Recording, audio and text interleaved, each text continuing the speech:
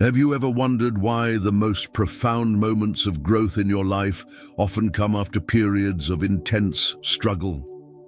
Why is it that our greatest insights seem to emerge from our darkest hours? Imagine standing at the edge of a dark forest. The path ahead is obscured, intimidating. Every instinct tells you to turn back, to retreat to the comfort of the known. Yet something deeper calls you forward. This is the journey to consciousness that Carl Jung described, a path that inevitably leads through pain but promises transformation on the other side. I'm not here to offer you easy answers or comfortable platitudes. Instead, I invite you on a journey through one of Jung's most powerful insights. There's no coming to consciousness without pain. These 7 words contain a profound truth about the human experience. One that has the power to change how you view your struggles, your growth, and ultimately your life. Jung wasn't just offering an observation, he was extending an invitation to view our suffering not as meaningless torment, but as the very crucible in which our authentic selves are forged. Today, we'll explore why pain isn't just an unfortunate side effect of growth, but it's necessary companion. What if I told you that the discomfort you're running from might be the very thing you need to embrace? What if your pain isn't punishment but a pathway? This is the paradox at the heart of consciousness. We must hurt to heal, break to rebuild, and sometimes lose ourselves to truly be found. The unconscious life and the call to awakening. Most of us spend our lives half asleep.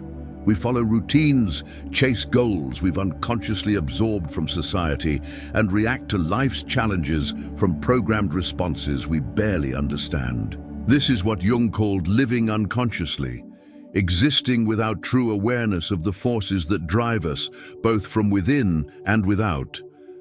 As Jung wrote, "Until you make the unconscious conscious, it will direct your life and you will call it fate." This unconscious existence feels safe, it's predictable, but deep within, something knows this isn't living, it's merely existing. The first pain of consciousness is the pain of recognition, the moment we realize we've been living someone else's life, following someone else's rules, pursuing someone else's dreams. This recognition rarely comes gently. It tends to arrive as what Jung called the tension of opposites, when our conscious identity clashes violently with emerging aspects of ourselves that no longer fit our self-concept. Consider the person who has built their identity around academic achievement only to discover a profound emptiness in their success, or the individual who has constructed a perfect-looking life that feels increasingly hollow with each passing year. Jung would recognize these moments not as failures, but as invitations, painful calls to a deeper authenticity. The most terrifying thing, Jung wrote, is to accept oneself completely. This terror marks the beginning of the journey to consciousness. It's the moment we first glimpse our shadow, the disowned parts of ourselves we've pushed into darkness. Think of a time when you realized something fundamental about yourself that disturbed your self-image. Perhaps you recognized envy where you thought there was only admiration. Maybe you found selfishness where you believed there was generosity. These moments burn, they scorch our comfortable self-deceptions, but they also illuminate. This initial pain serves a purpose. It cracks the shell of our false self, allowing something more authentic to emerge. Jung understood that this discomfort isn't random or cruel, it's the necessary friction that ignites transformation. There is no birth of consciousness without pain, Jung insisted. Just as physical birth involves intense struggle, the birth of our authentic self requires passage through discomfort. The womb of unconsciousness may feel safe, but it cannot contain the person we're meant to become. This awakening rarely happens all at once. More commonly, it arrives in waves throughout our lives, each bringing its own unique pain and possibility. What makes this process so challenging is that we've been conditioned to avoid pain at all costs, to numb discomfort rather than move through it. Yet Jung observed that this avoidance creates an even deeper suffering, the pain of unlived life. Neurosis, he wrote, is always a substitute for legitimate suffering. When we refuse the pain of growth, we don't escape suffering. We merely exchange the productive pain of consciousness for the chronic pain of repression. The shadow, confronting our darkness.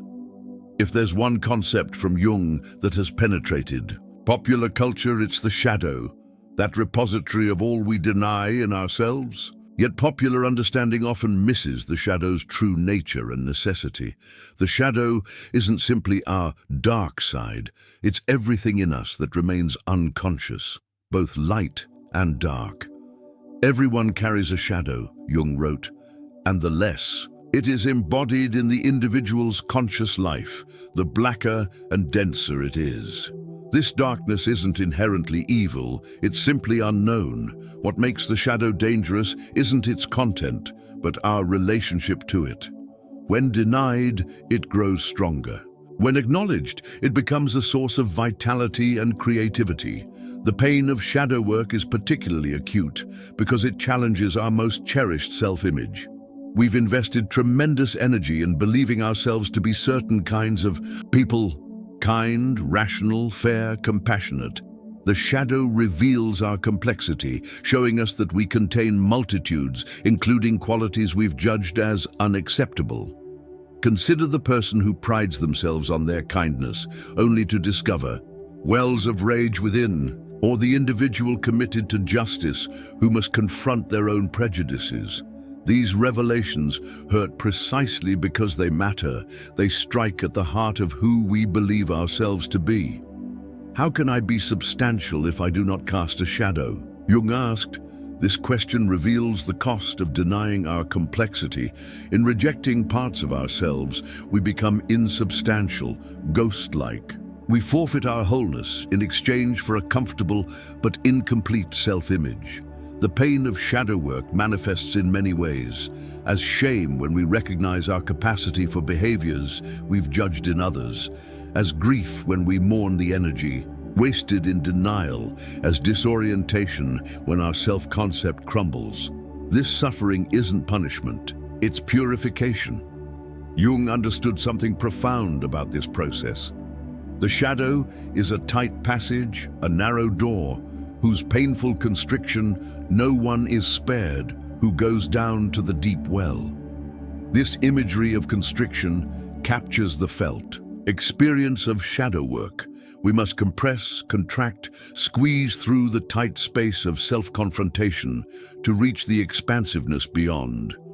What makes shadow work so challenging is that we must do it largely alone. Others can support us, but no one can face our shadow for us. This solitary aspect of the journey intensifies its difficulty. As Jung noted, loneliness does not come from having no people around, but from being unable to communicate the things that seem important to oneself. Yet even in this solitude, there's strange comfort. For in confronting our own darkness, we develop compassion for the darkness in others. We recognize the universal human struggle to integrate all aspects of ourselves. This recognition forms the basis for authentic connection, not the superficial bonding of personas, but the profound meeting of whole beings, shadows and all. Knowing your own darkness is the best method for dealing with the darknesses of other people, Jung wrote. This insight reveals the interpersonal gift of shadow work. As we make peace with our own complexity, we develop tolerance for complexity in others. Our relationships deepen as our self-knowledge expands. The ego's necessary. Death, perhaps, no pain in the consciousness journey cuts deeper than what Jung called the death of the ego. To be clear, Jung didn't advocate eliminating the ego. He understood its essential role in navigating daily life. What must die is not the ego itself, but its inflation, its mistaken belief that it is the whole of who we are. The ego is only the tip of the iceberg of the total personality, Jung reminded us. Yet most of us live as if this tip were everything. We identify completely with our conscious mind, our social roles, our achievements, our carefully curated self-image. This over-identification sets the stage for painful but necessary dissolution. Life itself engineers this dissolution through what Jung called crucible moments, experiences that shatter our illusions of control and self-sufficiency. These might include the loss of a loved one, professional failure, illness, or any circumstance that renders our usual coping mechanisms inadequate. A man who has not passed through the inferno of his passions has never overcome them, Jung observed. This inferno describes the felt experience of ego death, the burning away of what we thought defined us. It's a psychological death that precedes rebirth, a disintegration that enables reintegration at a higher level. The pain of this process can be excruciating because it strikes at our most fundamental sense of identity. Who am I, if not my achievements? Who am I, if not my social role? Who am I, if not my carefully constructed persona? These questions emerge when the ego's dominance is challenged, and they rarely arrive gently. Jung described this experience through alchemical metaphors. The nigredo, or blackening phase, when the material must be broken down before transformation, can occur. In alchemy, he wrote, the nigredo, the blackening, means putrefaction, decomposition. And that corresponds to the dark night of the soul in the transformation process. This dark night feels like annihilation. The structures that gave life meaning crumble. The identities that provided security dissolve. Yet somehow, in this darkness, something new begins to constellate. Jung called this the emergence of the self, not the small self of ego, but the larger self that includes both conscious and unconscious dimensions. The self, Jung wrote, is not only the center but also the whole circumference which embraces both conscious and unconscious. It is the center of this totality, just as the ego is the center of consciousness. This self doesn't replace the ego, it contextualizes it, revealing the ego as an important but limited aspect of our totality. The pain of this transition stems from resistance. The ego, designed for self-preservation, fights its dethronement. It clings to familiar patterns even when they no longer serve us. It prefers the known pain of limitation to the unknown territory of expansion.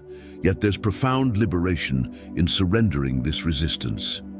As Jung noted, when you succeed in loving your instinct, it transforms itself.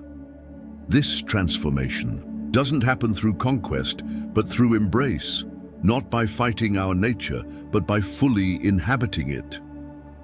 At the heart of Jung's psychology lies the concept of individuation, the lifelong process of becoming one's authentic self. This journey represents both the greatest challenge and the highest calling of human existence. It demands that we differentiate ourselves from collective norms while simultaneously recognizing our connection to something greater than ourselves. Individuation, Jung wrote, does not shut one out from the world, but gathers the world to oneself. This gathering requires us to first distinguish ourselves, to recognize where we've unconsciously absorbed values, beliefs, and behaviors that don't reflect our true nature.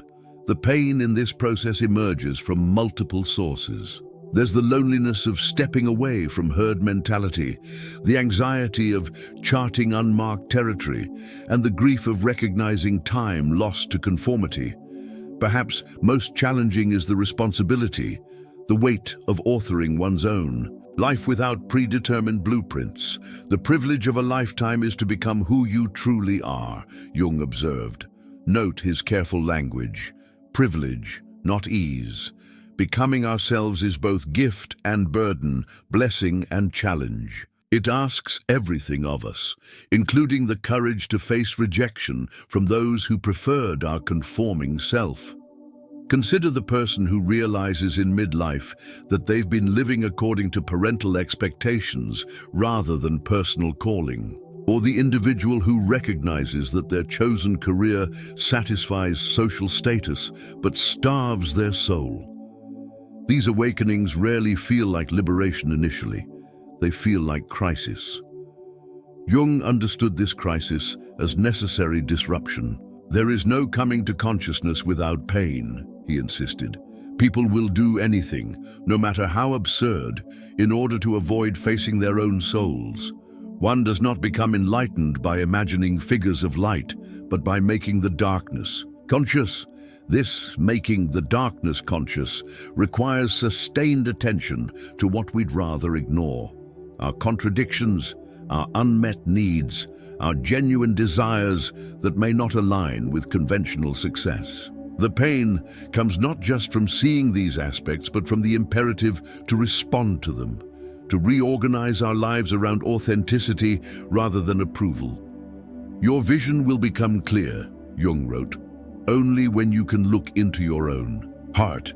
Who looks outside dreams, who looks inside awakes. This awakening asks us to value inner authority over external validation, a reversal that challenges our deeply social nature. The individuation journey also brings us face to face with our finitude. We must accept that we cannot become everything, explore every path, or actualize every potential within us. Choices close doors, commitments limit options. Individuation requires selective sacrifice, the pain of saying no to many possibilities to say yes to our particular path. The shoe that fits one person pinches another, Jung reminded us. There is no recipe for living that suits all cases. This absence of universal blueprints creates both freedom and anxiety. We must discern our own way, often without clear markers of progress or guarantees of outcome. Yet amid this challenge lies profound reward. As we align more closely with our authentic nature, we experience what Jung called numinous moments, encounters with meaning so powerful they justify the struggle that preceded them. These moments aren't happiness in the conventional sense, but something deeper, a sense of rightness, of being precisely where and who we're meant to be. As far as we can discern, Jung wrote, the sole purpose of human existence is to kindle a light in the darkness of mere being. This kindling requires fuel, our willingness to burn through comfortable illusions, to transform pain into illumination. Collective pain, consciousness, beyond the individual. While Jung emphasized individual development, he recognized that consciousness doesn't evolve in isolation. We are embedded in families, communities, and cultures that shape our growth. More radically, Jung proposed the existence of a collective unconscious, a shared psychological inheritance that connects us all.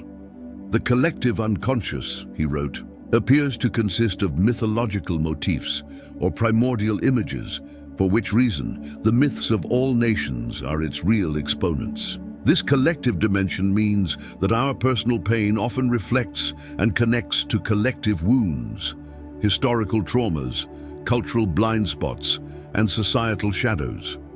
We see this connection when individuals awaken to systemic injustices they've unconsciously perpetuated, or when personal healing reveals intergenerational patterns that extend beyond individual biography. These recognitions bring their own unique pain, the discomfort of complicity, the weight of historical awareness, the responsibility to address collective shadows. Jung understood that individual consciousness and collective consciousness evolve together. The world hangs on a thin thread, he observed, and that thread is the psyche of man. Our personal work contributes to cultural evolution, just as cultural movements support individual growth. The pain in this collective dimension often manifests as disillusionment, the recognition that our societies, institutions, and cultural narratives contain shadows as dense as any individual psyche.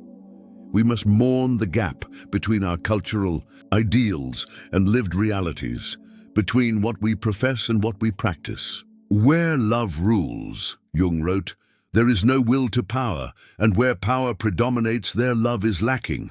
The one is the shadow of the other. This insight applies to both personal and collective development. As we grow in consciousness, we recognize power dynamics we once ignored and feel called to reimagine relationships beyond dominance hierarchies.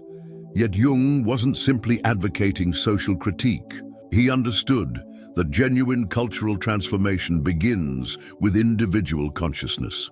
The psychological rule says that when an inner situation is not made conscious, it happens outside as fate. That is to say, when the individual remains undivided and does not become conscious of his inner contradictions, the world must perforce act out the conflict and be torn into opposite halves. This perspective places significant responsibility on each of us. Our unexamined prejudices, unintegrated shadows, and unconscious projections don't remain private.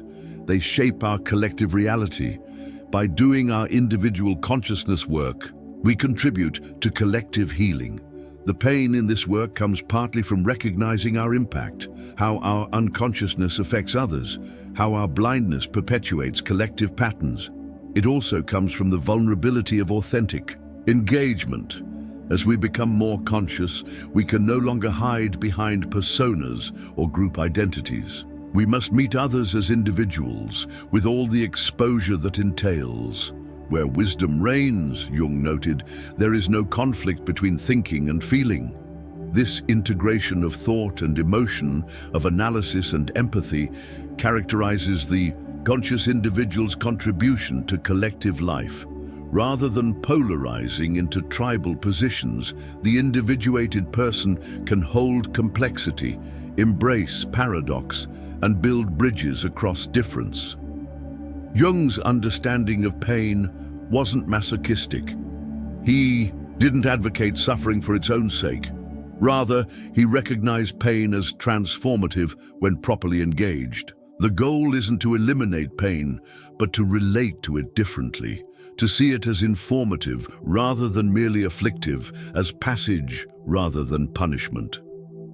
The foundation of all mental illness, Jung wrote, is the unwillingness to experience legitimate suffering. Note the careful qualifier, legitimate suffering. Jung distinguished between necessary pain that promotes growth and unnecessary suffering that stems from avoidance. Our challenge is discerning between the two. Integration, the bringing together of conscious and unconscious elements into a functional whole, represents the ongoing work of consciousness. This integration doesn't eliminate tension or create perfect harmony. Instead, it establishes what Jung called the transcendent function, our capacity to hold opposites without collapsing into either extreme. The greater the contrast, Jung observed, the greater the potential. Great energy only comes from a correspondingly great tension of opposites. This perspective reframes psychological tension not as problem, but as potential, the very conditions necessary for growth. Consider how this applies to emotional life. The person who can hold both love and anger toward someone, without denying either, demonstrates greater consciousness than one who splits these feelings. The individual who can experience both grief and gratitude in loss shows more integration than one trapped in simple categories of experience.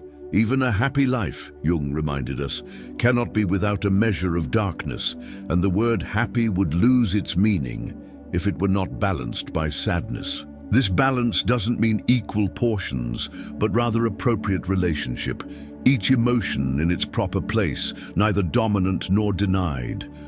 The pain in integration comes from surrendering our preference for simplicity.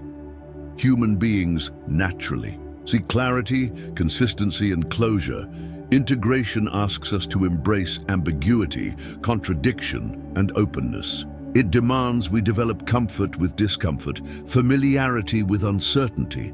Jung captured this paradox when he wrote, "In all chaos, there is a cosmos. In all disorder, a secret order." This recognition doesn't eliminate the experience of chaos, but transforms our relationship to it. We no longer need reality to conform to our preferences because we've developed the capacity to find meaning even in apparent meaninglessness. This capacity represents perhaps the highest achievement of consciousness. What Jung called living symbolically. Rather than demanding literal understanding or immediate utility, the symbolic life perceives patterns of meaning that transcend rational categories. It finds significance in synchronicities, dreams, and emerging patterns that logical analysis might dismiss. Man needs difficulties, Jung wrote. They are necessary for health. This countercultural assertion challenges our comfort-seeking tendencies. Jung isn't suggesting we create unnecessary hardship, but rather that we recognize the developmental value in the difficulties life inevitably brings. One of Jung's most important insights was that consciousness isn't a fixed state we achieve once and for all. It's a dynamic process that continues throughout life, with each new challenge offering fresh opportunities for greater awareness.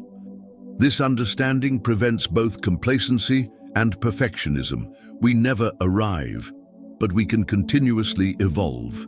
The privilege of a lifetime, Jung wrote, is to become who you truly are. Note his phrasing, become, not be. This becoming unfolds across the lifespan, with each developmental stage presenting its own challenges and possibilities. The pain in this ongoing process stems partly from its incompleteness. We never reach perfection. We never fully integrate all aspects of ourselves. We never eliminate all our contradictions. This limitation can feel frustrating, especially for those with perfectionist tendencies. Yet there's liberation in recognizing consciousness as process rather than product. We're freed from the tyranny of ultimate achievement. We can celebrate progress without demanding perfection. We can honor our growth while acknowledging room for further development. I am not what happened to me, Jung reminded us. I am what I choose to become. This statement affirms both our agency and responsibility. While we don't control all our circumstances, we do shape our response to them. We author meaning even when we can't dictate events. This ongoing journey requires particular courage in later life, when cultural narratives often suggest that growth is complete. Jung challenged this assumption, arguing that the second half of life presents unique opportunities for consciousness. Thoroughly unprepared, he observed, we take the step into the afternoon of life. As the heat of the fire makes steel malleable, so can suffering and experiences cause one to become more malleable. This malleability, our capacity to be shaped by experience rather than hardened against it, represents one of consciousness's greatest gifts. It allows us to remain adaptable, curious, and open even as we age. It transforms pain from enemy to teacher, from obstacle to opportunity. The meeting of two personalities, Jung wrote, is like the contact of two chemical substances. If there is any reaction, both are transformed. This alchemical metaphor applies not just to interpersonal encounters, but to our relationship with life itself. As we meet experience with consciousness rather than avoidance, both we and our circumstances are transformed. Embracing the pain of consciousness. There's no coming to consciousness without pain. These words of Jung's have guided our exploration. We've traversed the territory of unconscious living, shadow work, ego death, individuation, collective consciousness, integration, and the ongoing nature of consciousness development.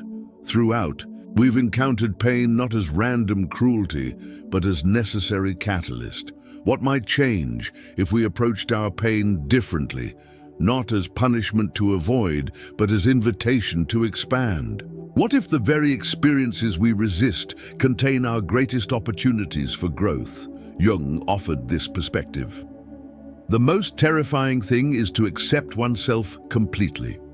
Yet he also recognized that this terror leads to liberation, that the courage to face ourselves honestly opens the door to genuine connection, meaning and joy. As far as we can discern, he wrote, the sole purpose of human existence is to kindle a light in the darkness of mere being. This kindling requires fuel, our willingness to transform suffering into consciousness, to alchemize pain into wisdom. The path isn't easy. It demands courage, perseverance, and willingness to feel what we've avoided. Yet the alternative, an unconscious life, carries its own suffering, one not redeemed by growth or meaning. Your vision will become clear, Jung assured us, only when you can look into your own heart. Who looks outside dreams, who looks inside awakes. This awakening, painful though it may be, represents our birthright as human beings. It's the journey from existence to essence, from living to being alive. It transforms pain from meaningless affliction to meaningful passage. In embracing this journey, we honor not just Jung's wisdom, but the deeper truth he articulated, that our wounds, when consciously engaged, become windows. Through them, light enters. Through them, we glimpse not just who we are, but who we might become, and perhaps that glimpse makes all the difference. I am not what happened to me, Jung wrote. I am what I choose to become. What will you choose?